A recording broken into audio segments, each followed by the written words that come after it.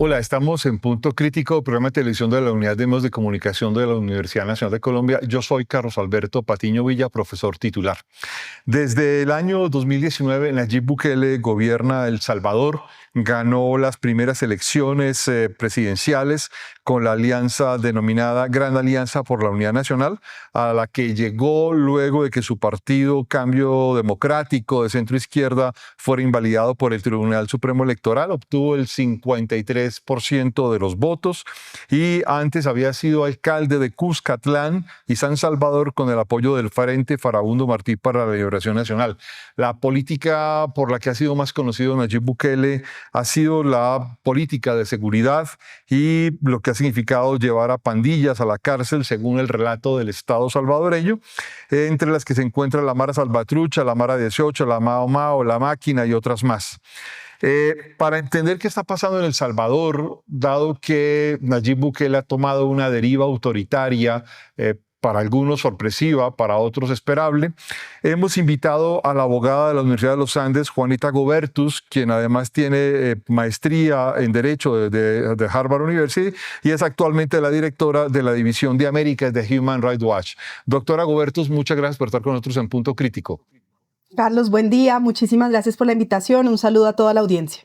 Gracias, doctora Gobertus. Quiero iniciar pues con una pregunta. Usted hace poco publicó un artículo que salió en Newsweek denominado La democracia en El Salvador se está muriendo, y allí pues hace un análisis realmente muy importante de qué está pasando en términos democráticos en El Salvador y además frente a los derechos humanos y desde la perspectiva de la sociedad, digamos, salvadoreña. Yo quiero preguntarle algo, y es que pues más allá de todo el montón de preguntas que tengo elaboradas, es como si estuviéramos metidos en un asunto en el que Nayib Bukele presenta su discurso frente a la seguridad como su bandera y por la cual decide tener una reelección, pero cuando uno revisa en detalle desde que inicia el gobierno en 2019, siempre tuvo un proyecto autocrático. Sí, yo creo eso es justamente lo que digo en el artículo que publicamos en Newsweek. Si uno mira la última reforma constitucional, que fue la que pasó la Asamblea a finales de julio, que lo que hace es permitir una reelección presidencial indefinida. Además, reforma constitucional que fue pasada en la mitad de la noche, aprovechando otra reforma constitucional que se había dado recientemente, que permite que se ratifique la reforma en una misma legislatura. Eso hace que, contrario, por ejemplo, a lo que pasa en Colombia, es que una reforma constitucional toma más o menos un año, 4 debates en un lado, 4 en el otro. Lo que esto hace es que en una misma noche se permitió la reelección indefinida. Y un poco lo que nosotros desde Human Rights Watch hemos venido recogiendo es que en realidad si uno mira las acciones de Bukele, incluso desde 2020, era muy claro que ese proyecto de acumular poder, de eliminar todo sistema de independencia judicial, de separación de poderes, estaba muy claro desde el principio. Quizás algunos recordarán la imagen de Bukele en febrero de 2020 llegando a la Asamblea Legislativa flanqueado de soldados a exigir que la Asamblea aprobara un crédito para su plan de seguridad. Luego supuestamente hace un escenario en el que habló con Dios y que Dios le dijo que fuera paciente y entonces echó para atrás en su amenaza a la Asamblea. Pero creo que es una imagen muy clara de lo que fuimos viendo paso a paso luego durante la pandemia, a pesar de que la Corte Suprema le había ordenado tomar una serie de correctivos frente a sus medidas de cómo enfrentar la pandemia, simplemente tomó la decisión de no acatar decisiones judiciales. Quizás dos de los hechos más graves en 2021, cuando antes de que se terminara el periodo ordinario del fiscal en ese momento, que además estaba investigando corrupción dentro de su gobierno y los hechos relacionados con haber negociado detrás de cámaras con las bandas, que luego, digamos, se rompe y se explotan esas negociaciones y es lo que hace que se dispara y El Salvador vuelve a tener en ese día la tasa más alta de homicidios que ha tenido en tiempo reciente. Bueno, toma la decisión con el apoyo de la la asamblea que ya controlaba de destituir a ese fiscal antes de tiempo, insisto, en medio de una investigación por corrupción y por irregularidades en esas negociaciones. Y en ese mismo proceso, en 2021, tomó también una decisión que ha sido luego fundamental para su control del Poder Judicial, que fue con el apoyo de la asamblea terminar anticipadamente los periodos de los miembros de la Sala de lo Constitucional de la Corte Suprema,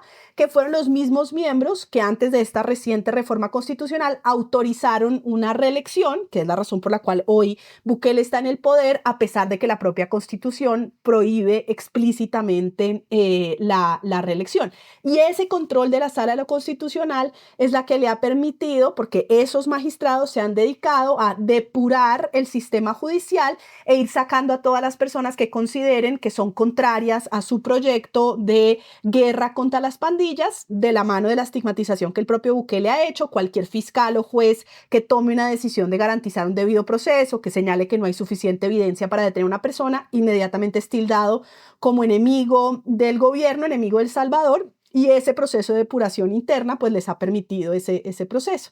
Entonces yo creo que sí, justamente lo que estamos viendo es la consolidación de un modelo autoritario que dio, digamos, indicios, síntomas de que esa era la visión autoritaria desde el inicio del gobierno.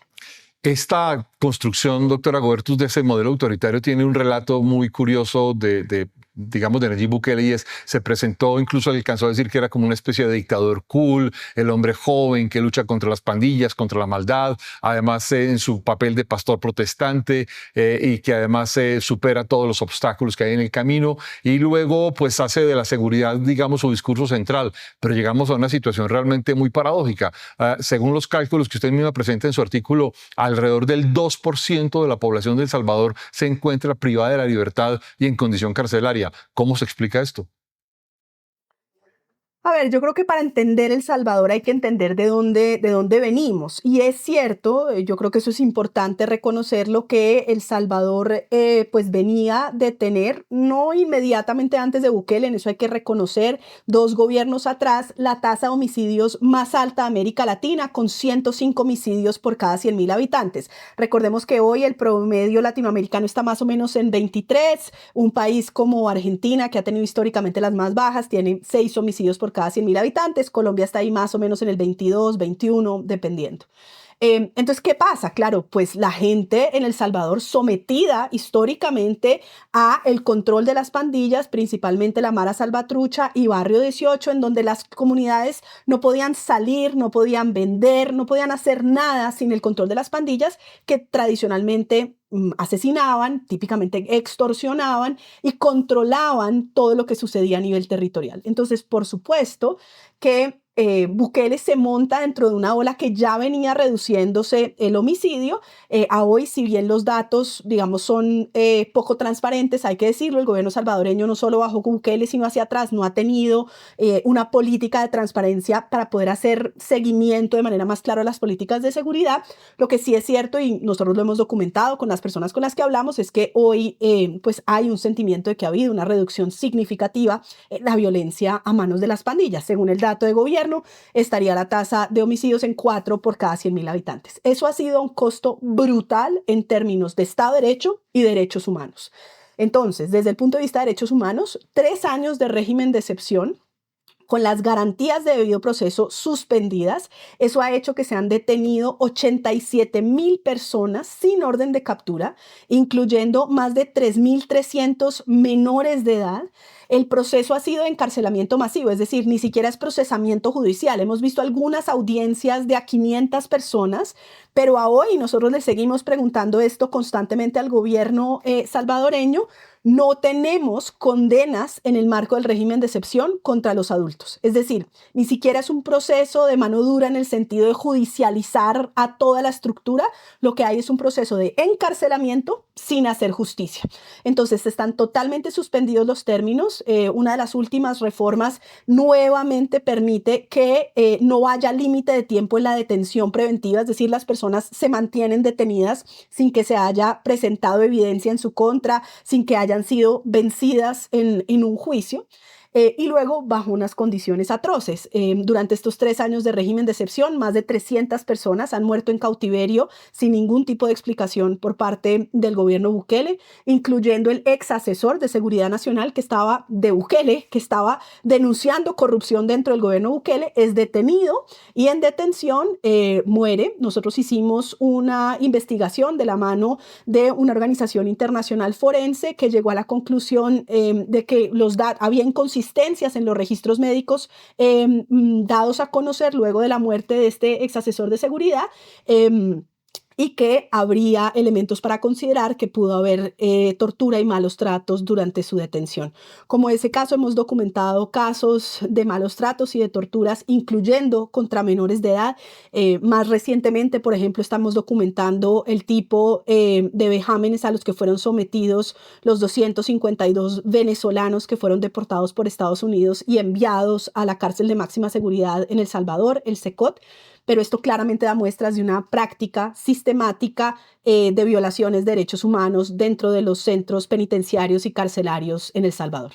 Dos asuntos derivados de esta última respuesta suya que me parecen muy, digamos, relevantes. Primero, lo de la muerte del ex asesor de Seguridad Nacional, como han indicado varios analistas, demuestra que en efecto ha habido detenciones arbitrarias, ha habido condiciones, además de personas detenidas por, digamos, señalamientos sin pruebas o simplemente consideraciones en público o tener algunas condiciones de las perspectivas físicas de las personas para ser detenidas y obviamente considerados rápidamente digamos, miembros de las pandillas o defensores de las pandillas, e incluso allí entran los periodistas o incluso los miembros de una ONG que es Cristosal. Y obviamente luego esto ha tenido como una especie de validación internacional. ¿Qué decir al respecto? Bueno, lo primero, justamente nosotros hemos sacado ya una serie de distintos informes. En el primero que sacamos a finales de 2022, mostramos cómo se había impuesto a los policías una especie de cuota del número de personas que tenían que detenerse al día. Y de hecho, recientemente este año publicamos un pequeño informe basado en entrevistas únicamente a policías, contando desde adentro cómo ha sido el régimen de excepción, que muestra justo lo que estás señalando. Primero, no solo esto que ya habíamos dicho desde 2022, cuotas que hace que se capture a la gente simplemente para cumplir, sino justamente que se hace un perfilamiento si la persona tiene tatuajes, si viven en ciertos barrios, son justamente sujetos de este tipo de detención. Pero quizás un paso más adelante, en la medida en la que están suspendidas las garantías esenciales, que es la garantía de que a cualquiera de nosotros nos podrían capturar y uno diría, bueno, tengo un abogado que me defiende o incluso privado o de oficio. Bueno, en la mayoría de estos casos la gente está totalmente incomunicada y no tiene acceso a un abogado. Bueno, tengo acceso a mis familiares para poder ayudar a recolectar. No, la gente está incomunicada incluso de sus familiares. Bueno, tengo un escenario para poder presentar evidencia. Como están suspendidos los procesos, la gente difícilmente es llevada a una audiencia para poder defenderse.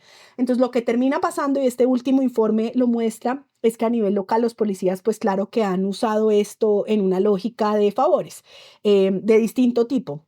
Gente que dice, le pago tanto a este policía porque extorsione a este otro a que me pague lo que sea que le deba, la rencilla local que tiene, o que si no, lo detiene. Y como la amenaza es creíble, porque no hay ningún requisito para capturar, pues efectivamente se ha generado este mercado en donde los policías intercambian capturas por distintas cosas, incluyendo, en este último informe lo mostramos, favores sexuales a mujeres, en donde dicen, si no le hacen favores sexuales a el policía de turno, van a detener al esposo, al hermano, al hijo, con lo cual, por supuesto, hay nuevamente una comisión gravísima de violaciones a derechos humanos. Y en el segundo punto de la pregunta, claro, yo creo que gran parte de lo que ha pasado, particularmente después de la elección de Trump en Estados Unidos y de esta relación que se ha generado entre Bukele y Trump, es un, digamos, reempoderamiento de ese modelo a nivel regional. Bukele ya venía teniendo altísimos niveles de popularidad dentro de El Salvador y en América Latina, en los distintos países de América Latina, y en eso Colombia no es excepción. Ha habido gente que sale y dice lo que necesitamos es un Bukele, ¿no? Para el país. Bueno, con este, digamos, fortalecimiento y como espaldarazo que le da Trump en Estados Unidos, digamos, yo creo que de alguna manera eso vuelve a salir a superficie. Lo que sí creo es que ya es muy claro, y creo que el momento clave de esto fue la aprobación en julio de la reelección presidencial indefinida, que quienes simplemente justificaban a Bukele como no, este gran líder que había bajado la tasa de homicidios en El Salvador, yo creo que ya cada vez más están viendo más claro que es a un costo gravísimo en términos de desmantelamiento del Estado de Derecho y de violación masiva de derechos humanos, que lo que, digamos, significa es que el día de mañana, y es lo que nosotros hemos documentado, la gente diciendo, no, lo están haciendo bien, pero con mi hijo se equivocaron, pero luego diciendo, no sabía que mi vecino era pandillero, hasta que luego ya no tienen ninguna garantía para defender la inocencia de su hijo, y ahí de repente es, bueno, ¿dónde están los derechos humanos? ¿Dónde está el debido proceso? Doctora Gobertus, una cosa que me llama mucho la atención es la aprobación de la ley de agentes extranjeros, al estilo de lo que existe en Rusia, y lo conecto además con la felicitación que Vladimir Putin, más allá de Donald Trump, le extendió a Bukele cuando ganó la reelección. Sí, y eso tiene que ver, gracias por recordarlo, con lo que estabas diciendo justamente antes. Claro, el riesgo de esta concentración de poder es que empiezan por usarlo supuestamente contra pandilleros, a pesar de que ya hemos visto, insisto, que en muchos casos ha sido usado simplemente contra jóvenes pobres en barrios marginales, pero luego, claro, y es lo que hemos visto ya recientemente todo este año, se da el uso de estas herramientas contra opositores, líderes de sociedad civil. Entonces, lo que está pasando recientemente, que fue el encarcelamiento de Ruth López, una gran defensora de derechos humanos, líder del equipo de Cristosal, que es la principal organización de derechos humanos en El Salvador en investigaciones anticorrupción, y el uso de esta ley de agentes extranjeros, que lo que hace es básicamente restringir cualquier recurso internacional para cualquier organización. En esto además quiero como tratar de ayudar a la gente a entender, no es solamente, digamos, que lo que se imaginen como una organización de sociedad civil. La Unión Europea tuvo que cortar toda su cooperación básica en temas de barrios marginales, de alimentación, comedores para niños, o sea, cosas esenciales de cooperación internacional, que en la medida en la que el gobierno Trump les puso un pago adicional del 30%, pues hizo inviable la posibilidad de que esto siguiera funcionando, sumado a que además cualquier organización de sociedad civil está obligada a registrarse a un nivel, digamos, de escrutinio que está diseñado para poder acallar y cercenar a cualquier organización, a persecución penal de los directores de las organizaciones, que insisto, como señalabas, es el modelo ruso que ha sido también implementado en Nicaragua, que desafortunadamente viene también aprobándose recientemente en la región, en Paraguay, en Perú, en Venezuela y ahora incluso en Ecuador, como un modelo para que los gobiernos controlen quién habla y quién no, y restrinjan los recursos que le llegan a las organizaciones y a la prensa independiente, que es la otra manera de acallar y de eliminar los controles y la posibilidad de tener un sistema de contrapesos. Es un símbolo de los abusos del SECOT, de la idea maximalista de la condición de seguridad y el avalamiento que ha tenido internacionalmente el modelo de Bukele, por ejemplo, a partir del gobierno de Donald Trump, Kilmar Ábrego. Bueno, justamente en estas deportaciones desde Estados Unidos a El Salvador estuvo el caso de Ábrego García, un salvadoreño, pero con derechos en Estados Unidos porque tenía ya andando su proceso de protección en El Salvador y que ha sido, digamos, un caso duramente litigado en Estados Unidos para garantizar allí su protección. En esto hay que ayudar a explicar, digamos, en todas las deportaciones desde Estados Unidos ha habido distintas violaciones. En primer lugar, por parte de Estados Unidos, porque si bien cada país es libre de establecer, digamos, el control de su frontera y su política migratoria, hay al menos dos obligaciones muy claras que tiene Estados Unidos y que en general tienen los países de América Latina. Lo primero es que si una persona llega diciendo, hey, me están persiguiendo en mi país, tiene que darle la oportunidad, al menos en el marco de la Convención de Refugiados, de solicitar asilo. Luego puede valorarlo y considerar si había o no elementos para considerar que estaba siendo perseguido, pero tiene que valorarlo. Entonces ahí es donde en varios de los casos, particularmente en los casos de venezolanos deportados a El Salvador, ese paso no se dio. Nosotros hemos documentado que más de 10 de los venezolanos deportados a El Salvador venían de haber sido perseguidos en Venezuela bajo el régimen de Nicolás Maduro. Hemos documentado incluso un caso de una persona que había sido detenida y torturada y sin embargo Estados Unidos lo deportó sin ninguna consideración para evaluar ese tipo de casos. Entonces ahí hay un primer elemento en el caso de Ábrego García. estaba justamente en curso la posibilidad de mostrar que era una persona que, de ser devuelta a El Salvador, podría ser asesinada. Y luego la segunda obligación es lo que se conoce como el principio de no refoulement, que es la idea de no enviar a una persona a un país donde puede ser sometido a la tortura. De nuevo, gran parte de lo que, digamos, hemos insistido frente al caso de El Salvador es que Estados Unidos ya sabía, porque históricamente en el informe anual del Departamento de Estado en materia de derechos humanos se había señalado que El Salvador era un país donde ocurrían graves violaciones a derechos humanos. Eso lo sabía Estados Unidos de antes, nosotros, pero muchas otras organizaciones habíamos, digamos, demostrado que allí se estaban cometiendo, bajo el régimen de excepción, pero sin duda desde antes, gravísimas violaciones a derechos humanos en el sistema penitenciario, y aún así tomó la decisión de deportar a Abrego García y a todos estos venezolanos a este lugar donde ya ahora, y nosotros justo estamos próximos a publicar ahora en noviembre un nuevo informe, luego de haber entrevistado y documentado 130 de los casos de personas deportadas venezolanas a El Salvador, en donde pudimos documentar las palizas a las que fueron sometidas, los cuartos, celdas de aislamiento y de castigo en oscuridad total, donde sufrieron constantes y repetidas palizas, el tipo de sufrimiento que tuvieron y el impacto a su salud que hoy todavía tienen, el hecho de que durante los 4 meses que estuvieron detenidos, estuvieron en celdas sin ningún tipo de condición para poder tener a esta cantidad de personas en unas catres metálicos, sin colchones, sin sábanas, sin acceso a un baño separadamente, con una pequeña letrina dentro de la misma celda, con agua que era la misma para vaciar en la letrina y para tomar, a la que se le podían ver gusanos, según podemos documentar, con casos atroces en donde cualquiera que se quejara por las condiciones, en un par de veces durante la detención hubo huelgas de hambre, inmediatamente eran severamente reprimidas, incluyendo con el uso de armamento antimotines dentro de la celda.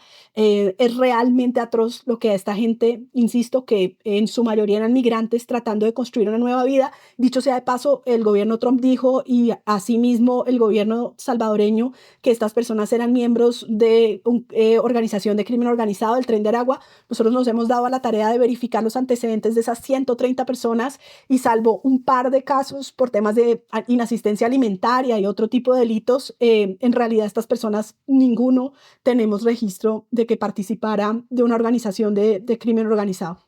Doctora Gobertus, esta es mi última pregunta. ¿Bukele está enterrando o está llevándonos a una dicotomía peligrosa, y es que algo así como que democracia es sinónimo de inseguridad y autocracia es sinónimo de seguridad? ¿Cómo salimos de semejante falsedad argumentativa? A ver, yo creo lo primero que esta idea como de este llamado modelo Bukele no es nuevo, francamente. O sea, desde las dictaduras del Cono Sur, Pinochet, la Junta Argentina pretendían vender seguridad a cambio de restricción de derechos. Importó poner a la gente a escoger, o escoge seguridad o escoge tener derechos. Y eso acaba muy mal. Lo vimos en las dictaduras del Cono Sur y lo estamos viendo en El Salvador, porque lo que empieza a pasar es que esa nunca es una promesa real. Siguen con los ciudadanos, siguen, y ya nadie tiene luego derechos para defender su inocencia, ya el que es incómodo es reprimido y ya no hay un sistema de alternancia. A hoy, digamos, lo que tiene Bukele es que todavía tiene una mayoría electoral que lo apoya. Ha venido desmantelando el Estado de Derecho y las garantías, digamos, de derechos para que la gente pueda defenderse, para que la gente pueda demostrar su inocencia, pero en paralelo se apalanca en esa todavía gran popularidad que tiene.